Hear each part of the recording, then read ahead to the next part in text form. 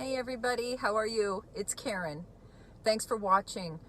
I wanted to do a little informational vlog here about methadone. I did a vlog days ago about opiate taper and how I'd help someone, and I'm happy to report I think he's doing really well. And he's almost off his taper and going to start going to meetings, and I'm just really excited for him that he was able to do this at home. But I had a woman who responded to me that her son was on methadone and he was on a taper, and he was going to meetings and had a counselor and was in an outpatient program, and asked me what my thoughts were. And I responded to her how happy I was that he's trying to get help. I love that. I think that there's a ton of skin a cat, and if you really want to get sober, you can get sober no matter what. Whether you go to a treatment center in Malibu Beach on a cliff, you know, one of those big cliff houses, or if you end up at a mission in a free program on Skid Row, right? Recovery is everywhere, and it really depends on if you want to get sober. So first thing, congratulations to him for going in and looking after this. However, I do want to talk a little bit about methadone. Methadone gets a bad rap, and it's not so much that I think it's more circumstantial. So let me explain the circumstances around methadone. Methadone is something that's offered at methadone clinics in cities around the country, and people that are suffering from heroin addiction, opiate addiction, go there and can take methadone administered by a professional and come off of their opiate.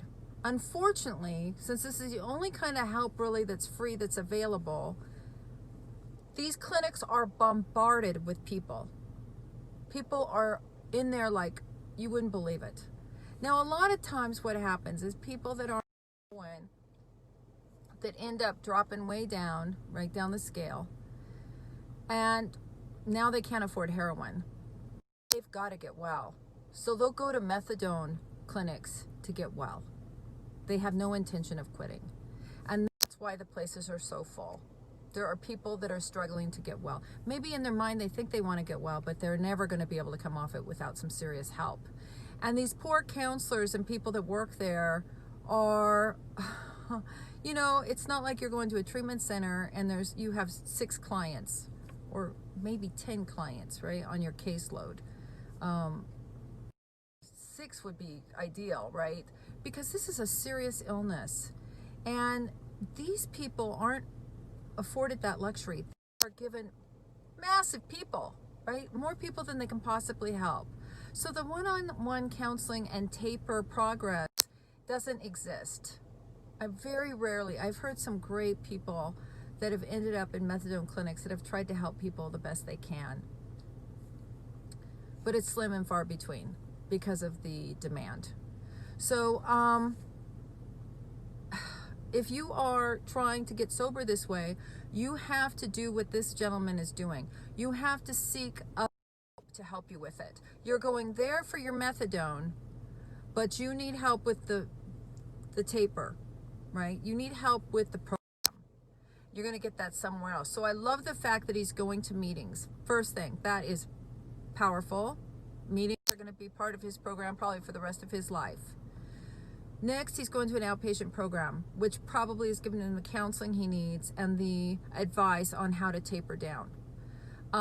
So he can go in and tell this person, whoever was assigned as his counselor at the clinic, you know, I want to go down to this much today.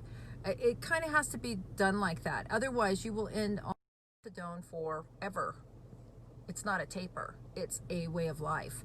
And that sucks. That sucks. I know a guy who had to a wedding in New York, and he went back to this wedding, and there was not a methadone clinic near the wedding. And he had to drive 2 hours to a methadone clinic to get methadone, and then 2 hours back. And you have to take methadone every day. So it's not a solution. Also, the problem is the same as Suboxone or any opiate. you gain a tolerance to it and you have to increase. So I've seen a lot of times people go to methadone clinics to decrease and they end up increasing. Ugh. So I know a girl that's on methadone who says she's doing a taper, but it's been 9 months. That's not a taper. Not a taper. So, you know, this is an interesting topic, this methadone. And, you know, it's the same as like a Suboxone. People take Suboxone and they get on Suboxone. It's used as a taper. I love Suboxone as a taper because it really gives the person an opportunity to detox, right? But if you go on it for length of time, then you're addicted to the Suboxone. And I've had so many people come to me that are now, you know, had legit pain and they hooked on opiates, and then all of a sudden, because of this opiate crisis deal, the doctors cut them off their opiates and now they're on Suboxone, and there's taper, and now the Suboxone is really expensive and they're going to be driven to do heroin, and they weren't even opiate addicts in the first place. They were people with pain. So Suboxone and Subutex really should be a taper, which means you have a doctor help you with that and taper down.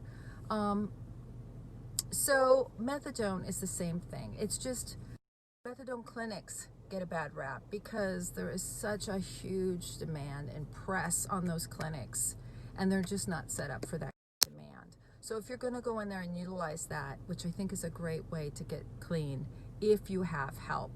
So I love the fact that this person was going to meetings, outpatient, get help, right? So there's my long answer on, I told her that my answer was longer than I wanted to text, so I told her I would do this video, and I'm going to send her this video, and I hope it helps some of you. And I know a lot of people have a lot of opinions about methadone and methadone clinics, and I just want to say, I've never been, you know, I'm just happy people get sober, right? I mean, I can help you navigate the pitfalls because I've seen and I've had a lot of experience, but there are more than one ways to skin a cat. So if you want help, no matter what your circumstances are, if you are broke, homeless, there is help. If you are rich and famous and you don't want anyone to know, there is help. I have some great places for you to go where no one will know if you need to go on the sly and get sober. I know some places that are free. I know a lot of places, and so do people everywhere. You have to ask. You have to be persistent. That's the part we can't give to you. You have to want to get help. So have a great day. Thank you for listening to me, and I will see you on the flip side. Bye.